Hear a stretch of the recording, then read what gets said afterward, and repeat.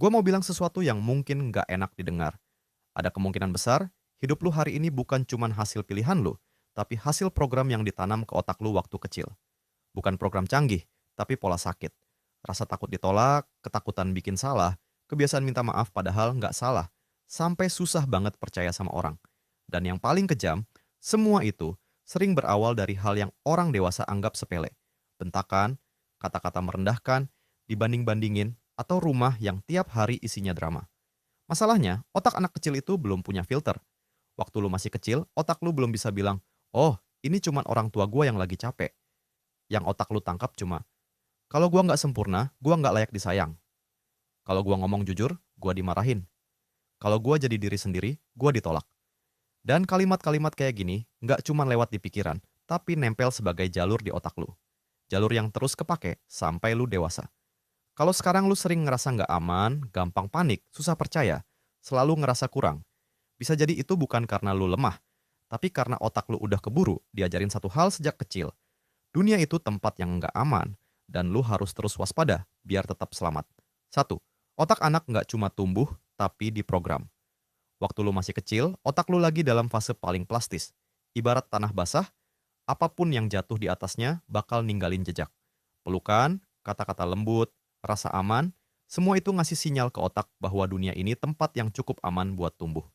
Sebaliknya, bentakan, kekerasan, cuek, atau suasana rumah yang nggak pernah tenang ngasih sinyal. Sebaliknya, lu harus siap diserang kapan aja. Setiap kali lu ketakutan, sistem stres di tubuh lu aktif. Detak jantung naik, napas cepat, otot tegang. Hormon stres keluar buat bantu lu bertahan. Kalau ini kejadian sesekali, otak lu masih bisa balik ke mode tenang. Tapi kalau hampir tiap hari ada teriakan, ancaman, atau perasaan nggak aman, otak lu belajar hidup di mode darurat. Kayak rumah yang alarmnya nyala terus, bahkan setelah malingnya udah nggak ada. Dalam mode itu, otak nggak fokus tumbuh dan belajar. Dia fokus selamat. Jadi jangan heran kalau anak yang tumbuh di lingkungan kacau sering kelihatan susah konsentrasi, gampang meledak, atau justru kelihatan mati rasa. Itu bukan karena dia bodoh, tapi karena otaknya lagi sibuk ngurusin satu hal. Gimana caranya bertahan sampai besok? 2. Mode bertahan hidup. Otak lu belajar takut. Bayangin otak lu punya tombol waspada maksimum. Tombol ini ngebuat lu peka banget sama nada suara orang, ekspresi wajah, pintu dibanting, atau langkah kaki yang terdengar lebih keras dari biasa. Pada anak yang sering ngalamin ketegangan di rumah, tombol ini kepencet terlalu sering. Akibatnya, sistem di otak yang tugasnya ngedeteksi bahaya jadi super sensitif. Otak bagian yang ngurus rasa takut dan ancaman, sebut aja radar bahaya, jadi gampang banget kebakar. Hal kecil pun kebaca sebagai ancaman. Suara sedikit naik kebaca sebagai serangan. Wajah orang sedikit datar kebaca sebagai benci. Dan karena radar ini aktif terus, tubuh lu ikutan tegang terus. Napas pendek, pundak kaku, kepala berat, susah tidur. Itu semua bukan lu kepikiran berlebihan doang, tapi tubuh lu beneran hidup di mode perang. Masalahnya, mode perang ini kebawa sampai dewasa. Di tempat kerja, otak lu bereaksi ke bos kayak dulu lu bereaksi ke orang dewasa yang sering marah. Di hubungan, otak lu bereaksi ke pasangan kayak dulu lu bereaksi ke rumah yang nggak aman. Lu bisa kelihatan tenang dari luar, tapi di dalam, diri lu selalu siap diserang. Capek, tapi nggak tahu cara berhenti. 3. Rem emosi rusak, gas emosi kebanyakan. Otak sehat itu ibarat mobil yang rem dan gasnya seimbang. Ada bagian otak yang tugasnya ngerem. Mikir ulang, evaluasi. Sebentar, bener nggak kalau gue bereaksi kayak gini? Ada juga bagian yang tugasnya ngasih gas ke emosi. Marah, takut, sedih, senang. Trauma masa kecil bikin sistem ini kacau. Gas emosi kegedean, remnya kepudaran. Waktu kecil, kalau tiap kali lu takut atau sedih nggak ada yang nenangin, otak lu belajar bahwa emosi harus ditahan sendiri atau diredam keras-keras. Ada yang tumbuh jadi orang yang meledak begitu kepancing. Ada juga yang tumbuh jadi orang yang kelihatan selalu tenang, padahal di dalamnya penuh tekanan. Keduanya punya pola sama, nggak punya ruang aman buat ngerasain emosi tanpa dihukum. Di dewasa, ini kebaca lewat hal simple. Lu gampang kebawa emosi sama hal kecil. Atau sebaliknya, lu nggak ngerasa apa-apa padahal di dalam lagi kacau. Lu susah ngobrol jujur soal perasaan, karena dulu setiap kali lu jujur, biasanya ada hukuman. Dimarahin, diketawain, atau diabaikan.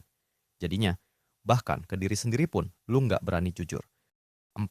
Cara trauma ngebengkokin. Cara lu lihat diri sendiri. Trauma masa kecil jarang cuman ngubah cara lu lihat dunia. Dia juga ngubah cara lu lihat diri sendiri. Kalau bertahun-tahun lu denger kalimat, kok gitu aja nggak bisa? Bikin masalah terus. Kamu tuh beban. maka lama-lama otak lu nerima itu sebagai fakta. Bukan lagi kalimat dari orang lain, tapi suara standar di kepala lu. Sekarang, setiap kali lu salah dikit, suara itu muncul. Tuh kan, gagal lagi. Pantas nggak ada yang benar-benar sayang. Lu selalu bikin masalah. Lu nggak butuh orang lain buat ngejatuhin lu. Karena otak lu udah punya versi internal dari orang-orang yang dulu ngejatuhin lu. Dan yang lebih ngeri, suara ini sering kedengeran kayak suara hati nurani, padahal itu cuma rekaman lama yang belum lu matikan. Dari sini lahir banyak pola hidup yang nyiksa. Lu ngerjain sesuatu bukan karena lu pengen, tapi karena lu ngerasa harus ngebuktiin diri. Lu takut istirahat karena takut kelihatan malas. Lu susah nolak karena takut dianggap jahat. Semua keputusan penting lu diambil dari satu ketakutan utama. Takut dikira nggak layak disayang. 5. Pola yang kebawa ke hubungan dan pilihan hidup. Trauma masa kecil nggak cuman hidup di kepala. Dia muncul di siapa yang lu pilih, gimana lu kerja, gimana lu sayang. Banyak orang yang tumbuh di rumah penuh teriakan, tanpa sadar nyari pasangan yang juga penuh teriakan. Bukan karena mereka suka disakiti, tapi karena itu yang otaknya kenal sebagai rumah. Yang tenang berasa asing, yang kacau berasa familiar. Di kerjaan, pola ini muncul sebagai perfeksionis yang nyiksa. Lu nggak berani bikin salah sedikit pun, karena di otak lu, salah sama dimarahin, ditolak, atau ditinggal. Jadi lu kerja sampai hancur-hancuran, tapi tetap ngerasa nggak pernah cukup. Setiap pujian lewat kayak angin, setiap kritik nancep kayak pisau. Otak lu nggak bisa nerima yang baik, tapi sangat siap nerima yang buruk. Ada juga yang jadi tukang nyenengin orang. Selalu bilang, iya, takut banget bikin orang kecewa. Karena dulu, setiap kali lu beda pendapat, lu dihukum. Akhirnya lu belajar, kalau gua mau aman, gua harus nurut. Dan pola itu kebawa terus sampai hari ini. Bahkan ketika orang-orang di sekitar lu udah jauh beda dari orang yang dulu nyakitin lu. 6. Bukan salah lu, tapi tanggung jawab lu. Ini bagian yang pahit tapi penting. Apa yang terjadi ke lu waktu kecil, itu bukan salah lu. Anak kecil nggak pernah minta dilahirkan di rumah yang kacau. Nggak pernah minta disakiti, diremehkan, atau diabaikan. Otak lu cuma ngelakuin yang terbaik buat bertahan. Kalau waktu itu lu harus jadi anak yang terlalu cepat dewasa, terlalu banyak mikir, atau terlalu sering pura-pura baik-baik aja, itu semua strategi bertahan hidup.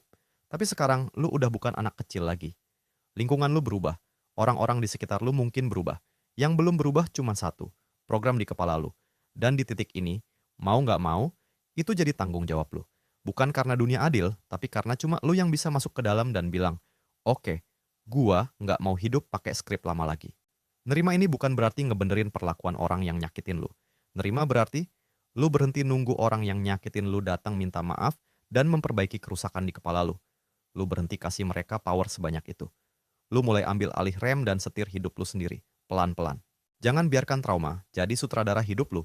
Trauma masa kecil bisa ngebentuk cara otak lu bekerja, cara lu mikir, cara lu sayang, bahkan cara lu nyiksa diri sendiri. Tapi selama lu masih hidup, skrip itu masih bisa ditulis ulang. Nggak gampang, nggak cepat, tapi mungkin. Dan setiap langkah kecil yang lu ambil buat ngerti diri, buat bikin batas, buat nyembuhin luka, itu adalah langkah yang ngerampas kembali kendali dari tangan masa lalu. Pertanyaannya sekarang sederhana tapi berat. Lu mau terus hidup pakai skrip yang ditulis oleh orang yang dulu nyakitin lu, atau lu mau mulai nulis skrip baru yang lebih waras buat diri lu sendiri? Kalau lu pilih yang kedua, jangan berhenti belajar soal cara kerja otak, trauma, dan penyembuhan. Karena begitu lu ngerti, lu nggak cuma sembuh buat diri lu, tapi lu juga berhenti nurunin luka yang sama ke orang-orang setelah lu. Dan kalau lu butuh tempat buat terus diingetin soal hal-hal kayak gini, tentang otak, luka, dan cara bangun hidup yang lebih kuat, pastikan lu tetap stay di konten-konten kayak gini. Biar pelan-pelan, otak lu belajar satu hal yang mungkin belum pernah lu denger waktu kecil. Lu berharga, bahkan kalau lu nggak sempurna. Dan lu pantas punya hidup yang nggak lagi dikendalikan sama trauma masa lalu.